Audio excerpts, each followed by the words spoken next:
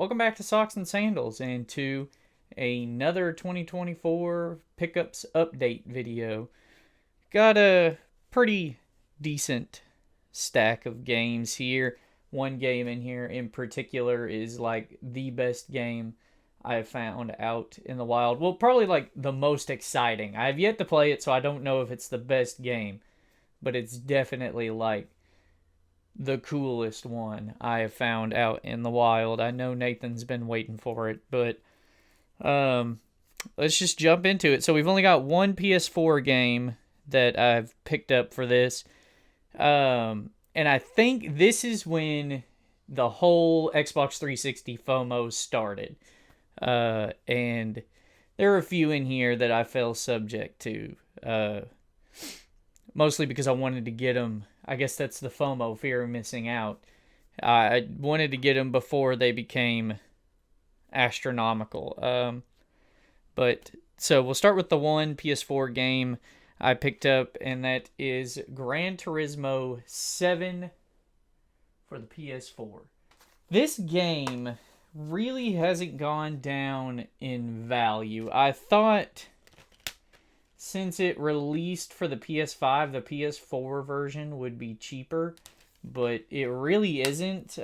Maybe like $10 cheaper, but that's not really a significant amount in my opinion.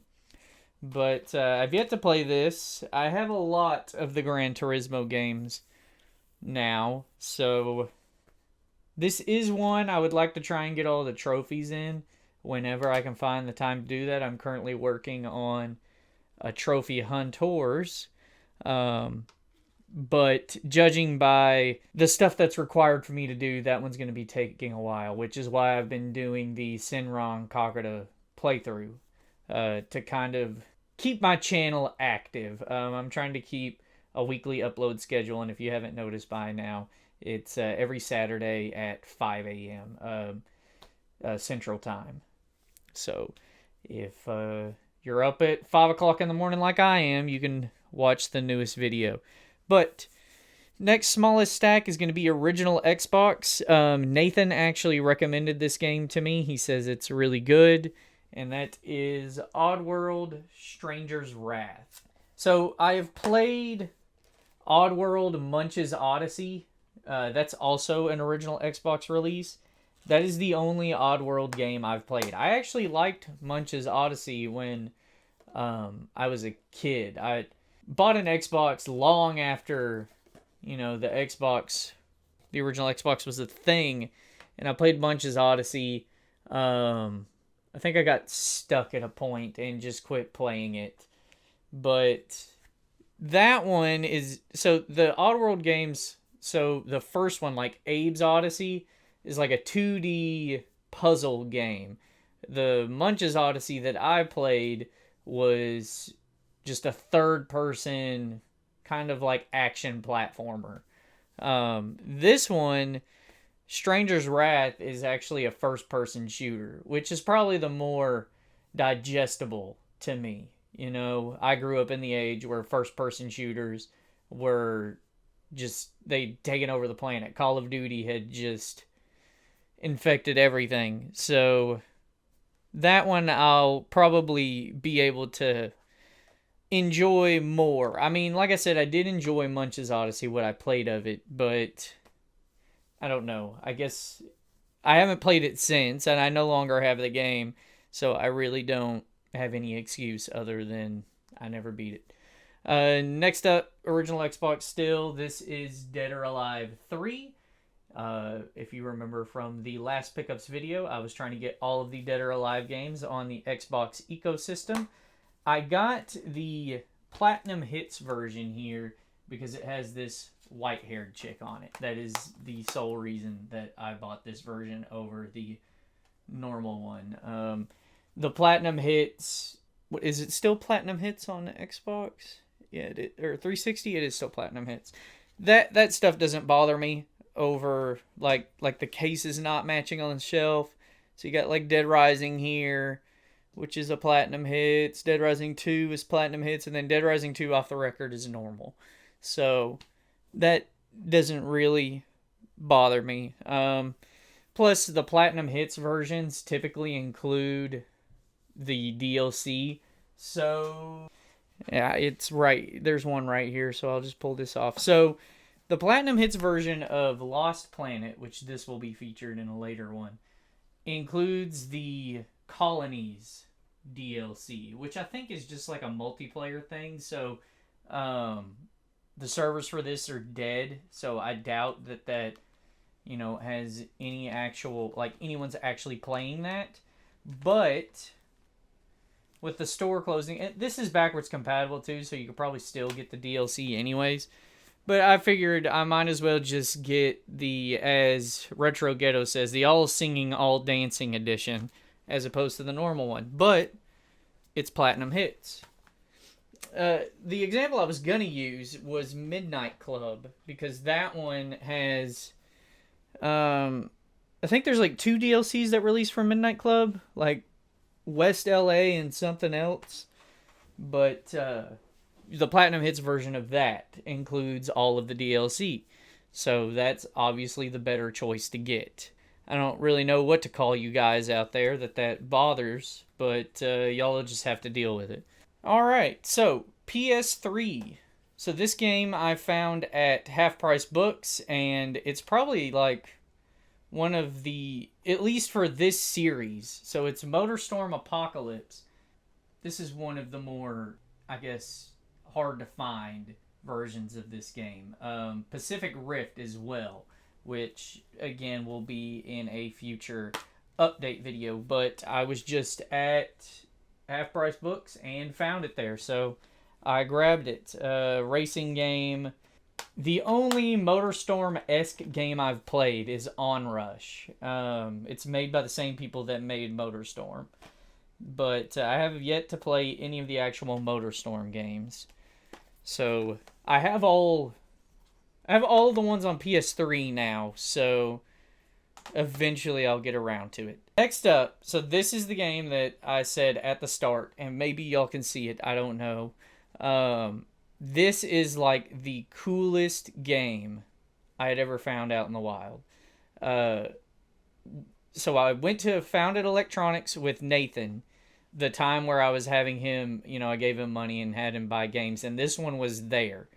And I made a point that I wanted to go back and get this. You can probably see the spine. So it is Yakuza Dead Souls. And when I bought this, it was brand new sealed. It was $100, which is a little bit of a markup. I think brand new it was selling for like $90. But it was sealed. So I traded in a bunch of stuff. I think I got like a $13 credit. So I ended up paying $70-something. I actually have the receipt in here. I'll give you an exact. So I paid $79.67. I didn't even know that there was a North American version of this game. Of course, I didn't get into Yakuza until I played Kiwami 1, which is a remaster of the first Yakuza. So I didn't even know there was such a thing as a zombie Yakuza. But when I saw it up there, I was like, I'm getting that.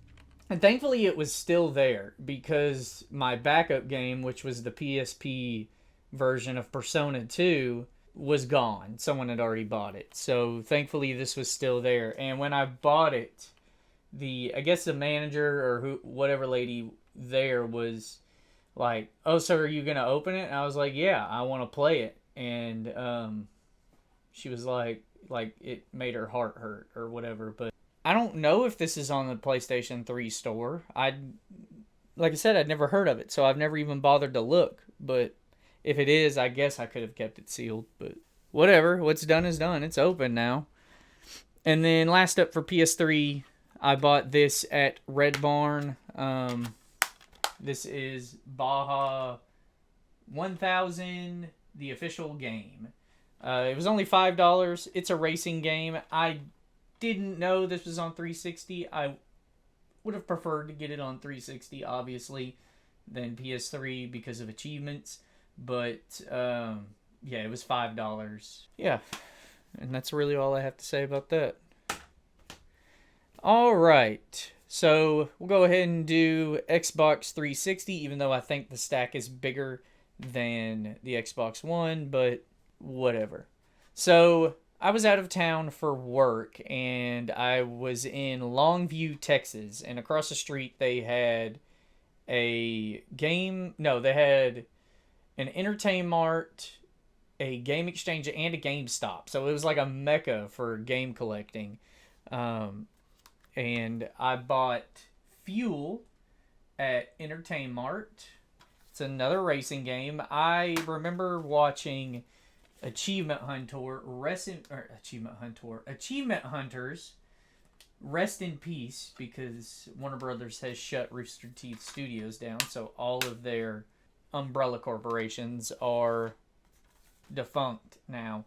But Rooster Teeth or Achievement Hunter they were trying to get an achievement where you drive from one edge of the map to the other, and I believe it was the longest video they had done at that point, and it was like 45 minutes, and it was Jeff, Michael, Gavin, and Jack, I believe, maybe Ray may have been there as well, and it was just fun, because it was just them driving and bantering, and so just watching them have fun with. So they didn't get the achievement, by the way. It didn't pop, so it was basically a 45-minute video of absolutely nothing. And I just noticed on the back, Asobo there, they also made the Disney Pixar Connect Rush game. That's crazy. But yeah, it was just nice, fun banter. So I'll play this eventually. And next up, so again, while I think it was the same time I was out of town, I was going to Louisiana. I saw that there was a store called Second and Charles, which is like a play on second hand. Um, and it looked like Hastings. So I talked Nathan into coming up there with me, and I picked this up. This is Jumper, Griffin's story. I had never known this existed. It's a movie tie-in game for the movie Jumper. And typically movie tie-in games are pretty easy full completions, barring that the gameplay actually works like it's supposed to. But yeah, I'd never even heard of this, so I bought it. And then at the same store, Second and Charles, I got Young Justice Legacy, which it's a, like, according to the back, play as 12 different heroes and battle 12 devious villains. It looks like it's like the Marvel Ultimate Alliance games, but you play as the Young Justice League. So you got Superboy, Speedy,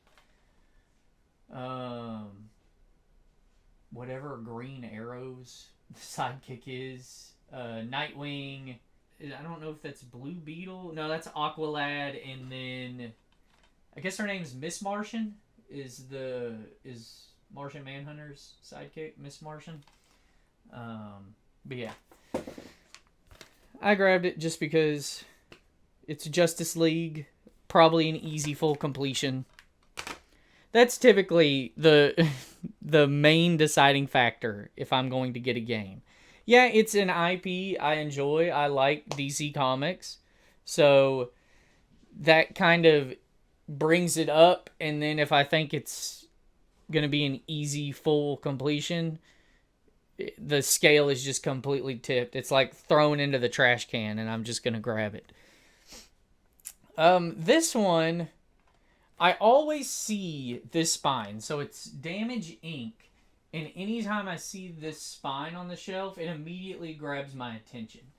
Of course, when I then pull it off and notice it's like a dogfight game, I typically put it back. But this time I went ahead and grabbed it because, I don't know, the colors. I like the colors. So I'm like a damn seagull. I just grabbed it because of it looked pretty. Um, but, you know, I put it in the wheel. Whenever I decide to do another variety hour, this will still be in the wheel, so maybe it'll be picked. But I'm not really into the air combat game like Ace Combat or hell, even Microsoft Flight Simulator. I just really don't care about planes that much, but it is a pretty cool cover. Next up, the another game I got at Half Price Books the same time I picked up MotorStorm Apocalypse. It's Superman Returns. Again, exact same thing for Young Justice. It's a DC property, probably an easy full completion. This is the Superman. The guy that played Superman in this went on to play the Atom in the Flash TV show. I never watched. I haven't seen any Superman movies, so you can crucify me in the comments, but I haven't seen a single Superman movie. Not even Henry Cavill's Superman, which I think is a really good Superman. Fuck James Gunn for like shafting Henry Cavill on that front, so that's cool.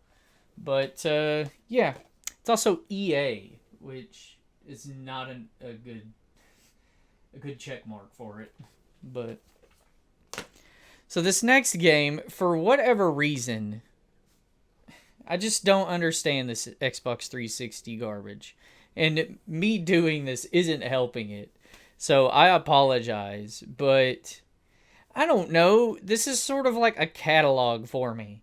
Yeah, I've been keeping a paper list, but eventually I'm going to run out of paper, and the internet is forever. So, I mean, unless these get deleted, which has happened before. So, but this next game I bought for $14.99 at Game Exchange. It's Blood Drive. And when I was looking at this on the shelf, I was like, it's a driving game, but it's like a zombie car. It's like Twisted Metal, but with zombies. So I pulled up the Xbox achievements for it because, like I said, that's a pretty big deciding factor, especially if it's something that I have no interest in other than it being a genre game I like driving. But I don't. So I looked at the achievements, and it's not, it's not even obtainable anymore. So I put it back on the shelf, and then just grabbed it again. Was like, you know what? I couldn't find any other game that I wanted, so I just grabbed this. I believe I grabbed this and the next game we're going to talk about at the same time. But for whatever reason, people like to say it's a rare game. It's not. It's uncommon, sure. This sat on that shelf at Game Exchange forever, and like I would see it because again the spine is kind of unique, but I only decided to pick it up this time. But for whatever reason, I haven't played it yet, but judging by the achievement list and like the guides people have made on it, it's a janky game, and it's not an easy full completion, and it's not even obtainable anymore. So it'll be in the wheel for our next variety hour, but I'm not going to get all the achievements in it. And like I said, this game, I believe I got at the same time as Blood Drive. This is 99 Nights. It's like an anime chick on the cover. So, if you've seen my other pickups videos, you know what I'm into. That's the reason I picked it up. But unbeknownst to me, after buying this, I was like, okay, well, I've got 99 Nights 1 now. I'll have to get the second one to complete the subset. That one decided to just fucking go from $9.99 to $60, $70 for what reason? I don't fucking know.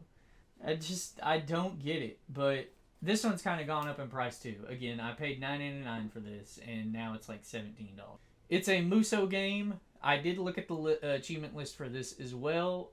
This one is obtainable, and it looks like a pretty doable list. I don't think there's that many achievements either. I think it's like 20 something achievements, maybe, if memory serves correctly.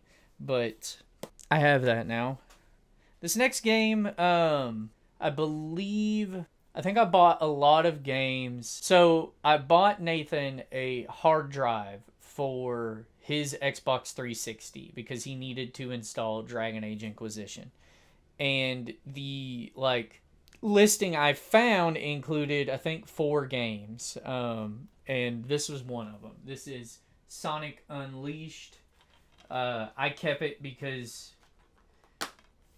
I've never played this game. I played Sonic 06, and I played the Sonic All-Stars Sega Racing. I'm not the biggest Sonic fan, but this is one of those that people are like, the actual Sonic levels are pretty okay. The the werehog stages aren't very good, but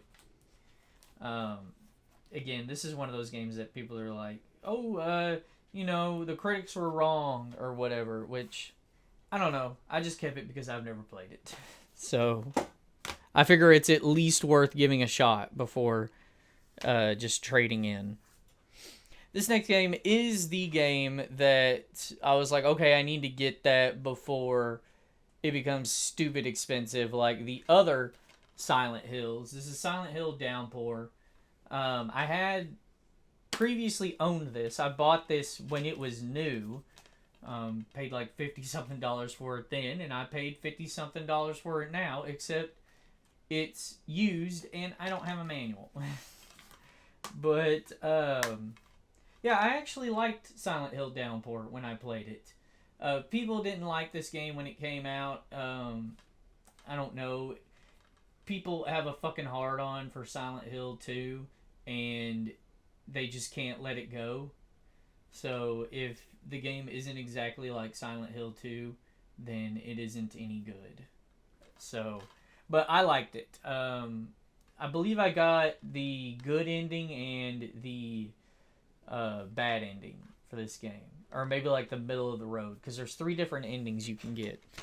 But yeah, I'll eventually go back to get that one. That one also, like, there aren't any online achievements, so I know Silent Hill 2's full completion is kind of hard, but it's at least doable. Again, that being said, Wet's achievement list was doable. It's just am I willing to put myself through that suffering? I didn't want to do it with Wet.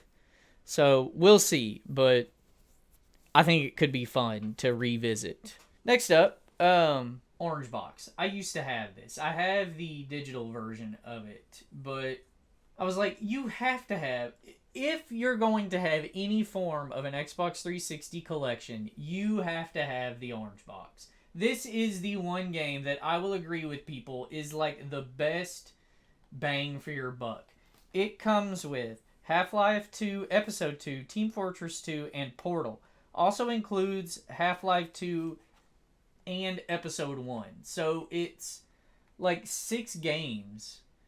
I mean, Half-Life 2 and then Episode 1 of Half-Life 2 are, it's just Half-Life 2. It's the full package of Half-Life 2. You really get 3 games, and I believe it's like $30, so that's $10 a game, which, that's pretty much market value for Xbox 360 games right now, on the lower end. That's a bargain right there. I think, so I actually paid less than what it goes for. Not much less, maybe like $5, but I won a bid for the disc, I think. What is my camera doing? Why is it not? Thank you. I guess I was holding this up to it for too long.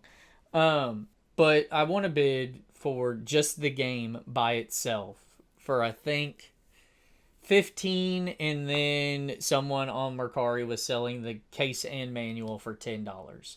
So I got it for like $25. But this is the reason I couldn't find it, is because it's fucking right here. So Midnight Club Los Angeles Complete Edition, like I was saying, It's a platinum hits, so it's the all singing, all dancing version of the game. Let me see. Does it say on the back? Adding the iconic South Central area plus new vehicles, aftermarket parts, music, and racing, including delivery missions, red light races, and all new battle maps for when it's time to race online. Which I don't know if the servers are still up for this, but yeah. So South Central was the DLC for this. Which this is backwards compatible on the Series X, so having this is not required. You can buy it digitally. Like, as long as they don't shut down the backwards compatible thing for Series X, that will still be available. Which, if Microsoft decides to do that, then I guess they're just not wanting people to play video games anymore, because that's pretty much the only reason you get a Series X is to play Xbox 360 games via backwards compatible in like the highest form that you can. I mean, I like Xbox One and Series X games, but the average consumer only will buy a Series X just to play these 360 games backwards compatible. Another backwards compatible game, I believe I bought this off of Mercari. This is Army of Two. So when I found Army of Two 40th Day at the Red Barn, I was like, well, I'll just buy the other games as well. I didn't know at that time that it didn't have the disc in it. If I had known that, I wouldn't have been so gung-ho about getting them. But this one is also backwards compatible on the Series X. It's also split screen co-op, so it'd be fun to play with Nathan. When we finish Fuse, maybe we'll move on to some of these. So this next game, even before the FOMO, I tried to get this. I tried to buy Never Dead like 3 different times. So when I was really getting into collecting for Xbox 360 before everyone else was, I mean, I've been collecting for it for a while, but for whatever reason, last year and this year, I've just been, I guess because I've had a higher paying job. So I've been able, I've had expendable income to waste on video games. So I was like, well, I'm just going to get the Xbox 360 games that I wanted and never bought. Never Dead. I tried buying this twice on eBay, and both times I bought it, it got lost in the mail. One time, it got canceled. The seller canceled it, so I bought another copy, and it just never showed up. So I had to get a refund. And I was like, you know what? Fuck it. I'll see if I can find it out in the wild. I never did. But I finally just bought this off of Mercari. I started noticing the price of this going up because when I initially tried to buy it, the first copy I bought was $8. And then the seller canceled, probably because the price was going up, so they canceled it on me so that they can relist it at a higher price. I then found another seller, and it was like $12. That one never showed up. And then I think I ended up paying like $15 for this one. I don't know what it's going for now. I don't care. But I now have it. It's made by Rebellion, the same people that did the Zombie Army trilogy and Warriors for PlayStation and the original Xbox. But I hear So the main draw of this is that the character you play as can never die. He's immortal, but what happens is when enemies attack you, you can lose limbs. Your head will fall off, your arms, legs, torso, it all falls off, and you have to piece yourself back together. That's the main draw of the game. And I hear that it has a huge difficulty curve, and that mechanic becomes kind of a hindrance at a certain point. So, I don't know. I'll get around to it one day, but I have it. Next up, for Xbox 360, the last game, and another game Nathan bought for me at Founded Electronics when we were doing that thing, is Mass Effect 3.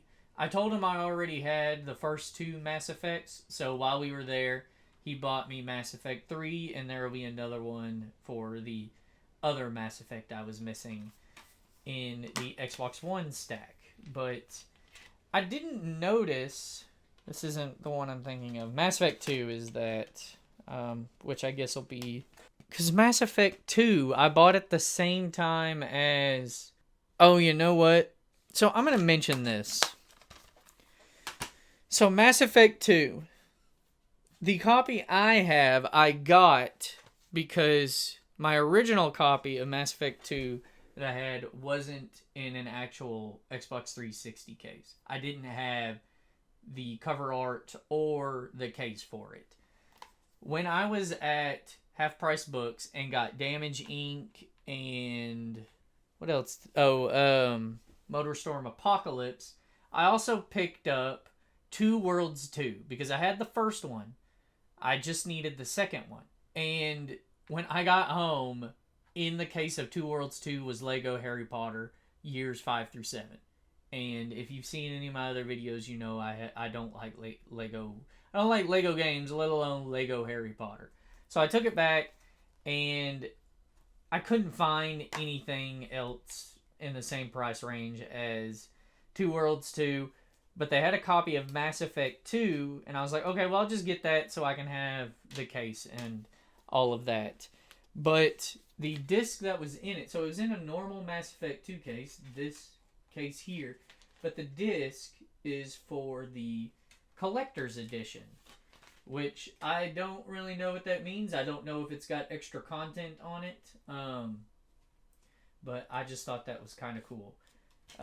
So instead of using the two discs I had already, I just kept the version I got at Half Price Books. So that's why this wasn't mentioned, is because I technically already had it before shopping at Half Price Books. So anyway, he bought me Mass Effect 3. And then this is another game I bought at the same time I got Fuel. This is Warhammer 40k Vermintide. Like I said, I played the Warhammer Space Marine game for the Achievement Hunters Variety Hour, and I don't know,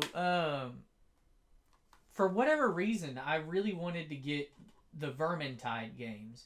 I guess I had heard somewhere that they were good. And I've played this with Nathan. I didn't realize it was like Left 4 Dead, where the main campaign is just you're with 3 other survivors and y'all are trying to get through the stages together. And instead of hordes of zombies, it's hordes of rats. The Vermintide. I like it. I think it's a pretty good game. Unfortunately, the Xbox I gave Nathan has like picture quality issues and sound issues. So I've been on the lookout trying to get him a new Xbox. I don't want to spend an arm and a leg for it, but if I can find him one, that way maybe a Series S. That way he can also play more modern games as well. I'll see. But yeah, Vermintide was pretty cool. So another game I bought while out of town for work. This is Ghostbusters Spirits Unleashed. It is still sealed. I got this at Walmart for $10. This is the online only Ghostbusters. It might have a single player, which I'll just... I need to stop fucking buying video games is what I need to do so I can actually play some of these I already own. But I'd like to play this one day, and when I actually decide to play it is when I'll open it. Next up is like one of my favorite games. It's Disco Elysium. I love this game. This is like such a cool RPG. I love the art style. I love the world. I love that you can just be you in this game. Just like it gives you so much freedom to just pick what you want to say and your points that you put in and the character you build. It's just such an awesome game. I'd like to get all of the achievements in it, but that is a hell of a grind. The copy I bought actually has the. I'll show you. It's a poster with all of the like traits. So when you're looking at your character traits in the menu, this is what they look like. I didn't know that at the time when I bought this. I opened this up and was like, "What the fuck is that? Is that an X-ray? What is this?" But now I know it's your character traits. I got this at GameStop for like $14. When Yahtzee was still with 0 punctuation before the Escapist screwed them over, he talked about this game, and this was a game that he highly recommended, but at the time it was a Steam exclusive. And only within the last few years I actually got a PC that, I can play games on. But it got a physical release on, actual consoles in the Final Cut. So I wanted to get it, and I just happened to find it at GameStop, so I pulled the trigger on it, and it's one of my favorite games now. Next up, a game that not a lot of people liked. I thought was halfway decent. Played it in the Achievement Hunters Variety Hour. This is Wolfenstein Young Blood. I would like to play this co-op with Nathan. So the copy I got is the deluxe edition, and it came with the Buddy Pass. So if I can coerce Nathan enough, I'll get him to play this with me. Because I think it would be... What I played of it, it was fun. But I think it would be even more fun playing with another person. Next up, another game that I bought at the same time as Youngblood because they were doing a 4 for... It was like a 4 for 10 and a 4 for 20 sale. So any like games under $10, 10 like $9.99 and less, you can get 4 of them for $10. So I got Youngblood and this one at the same time. I believe I paid $4.99 for both of these. Like they were $4.99 each. This is Mutant Year Zero, the Road to Eden edition. This was also in the Variety Hour. So the deluxe edition of this includes the Road to Eden DLC code, which I looked out and my code wasn't used. Seed of Evil is what it is. The Seed of Evil, it says so there on the back. Seed of Evil DLC. So I lucked out and that code wasn't used because it helped me out in the Achievement Hunters Challenge, the Variety Hour Challenge. Because basically, if you have the Seed of Evil DLC, you can just start the game from like... Basically, the Seed of Evil is like an epilogue of the game. You can start the game from that.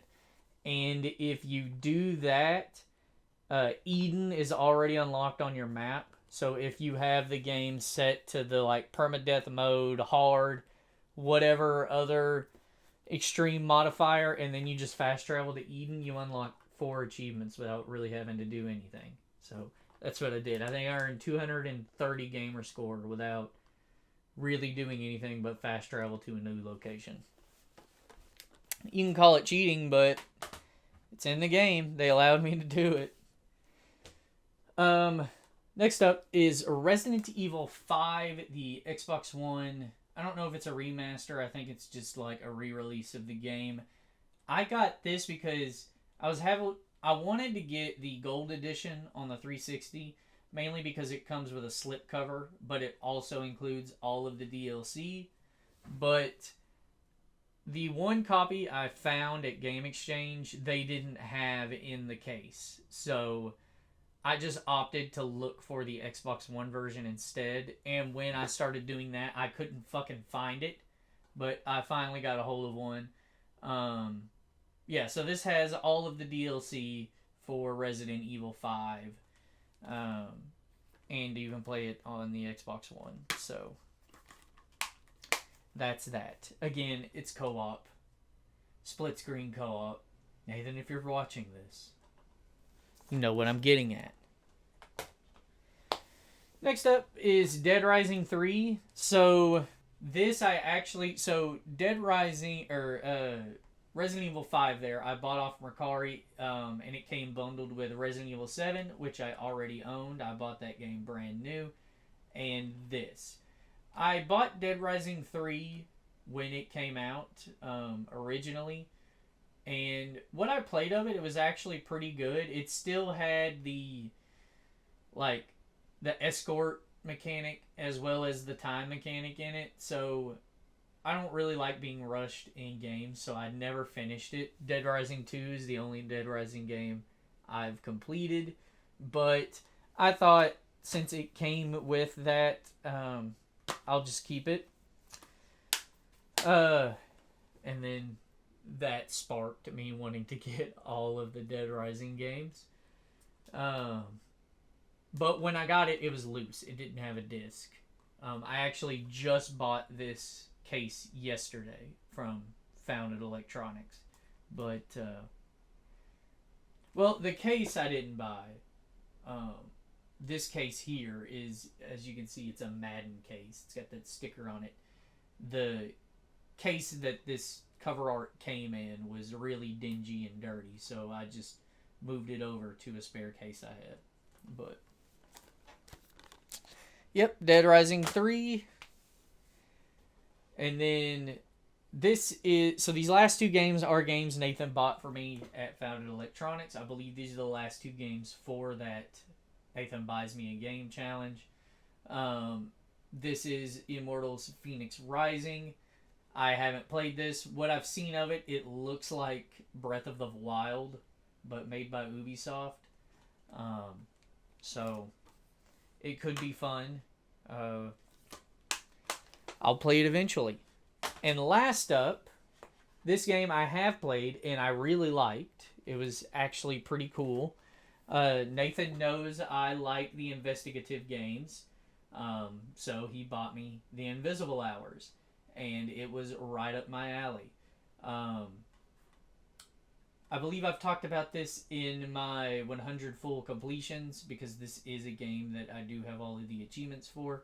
You basically get them for just playing the game, but the way so when you start the game tells you this isn't really a game and it's not really a movie, which you kind of have to roll your eyes at, because loads of games like David Cage likes to tout that, but the way it's played, and I think it used to be like a Kinect game or something, or a VR game, because the way it's played is you are this invisible entity, and you just follow these.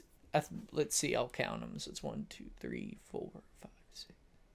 These 8 people around in this house. 7, because one of them's dead.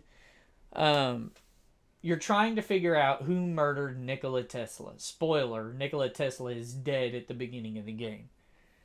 And it's over the course of a night, and each chapter is split up between, I think, with 4 hours. So it's 4 hours over the course of a night in, I think, 3 sections. And you're just following these people around. And once you come to the end of, say, Thomas Edison's in this too, so we'll say, so once you finish Thomas Edison's section for that first 4 hours, I hit the record limit on the camera, but once you finish Thomas Edison's section for that first 4 hours, you can rewind time and then go follow someone else around.